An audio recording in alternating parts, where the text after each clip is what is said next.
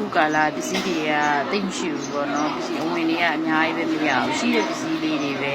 ချောင်းနေရရှိတဲ့ပစ္စည်းလေးရောင်းနေပြီးလို့ရှိရင်မှနည်းနည်းပါးမှားလို့ရတဲ့ဟာလေးတွေရှိတယ်အဲ့လိုရောင်းကြရရင်မရှိတဲ့ဈာတွေကဒီစစ်စရာမရှိတဲ့ဈာတွေကနေပြီးရှိတဲ့ပစ္စည်းလေးတွေကိုပဲအများကြီးပဲဝယ်ယူအားပြီးသွားတာပေါ့နော်အဲ့ဆိုရင်ထည့်နေရပါတနေ့လုံးလက်မလဲဘူးထည့်နေရအများကြီးပဲဖောင်ချာကြီးဖြတ်လိုက်အလုံးတွေဖွင့်လိုက်စိတ်ဆော့ဝဲတွေတွင်းပေးလိုက်အိတ်ထဲထည့်လိုက်နဲ့တနေ့ကုန်အလုံးရှုပ်နေရပါတော့မအားဘူးအများကြီးပဲအလုံးနေရတယ်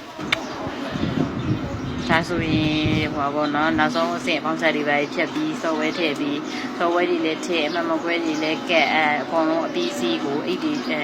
ထည့်နေရပါတော့အိတ်တွေထည့်ရတော့မနိုင်ဘူး2ယောက်3ယောက်လောက်ထည့်ရတယ်ဆိုင်မှာလည်းလက်မလဲအောင်လူတွေကကြက်အများကြီးပဲမကြည့်ပါအောင်ဝယ်သွားတာအများကြီးပဲအားပေးသွားတရက်ချင်းနဲ့ပေးပါလားပ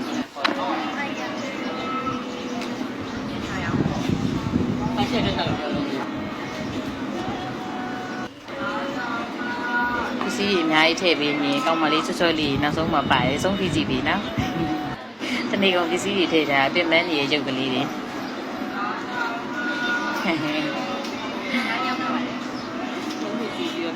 နောက်ဆုံးမောသွားတယ်ပေါ့နော်မောသွားတဲ့ရုပ်ကလေးတွေ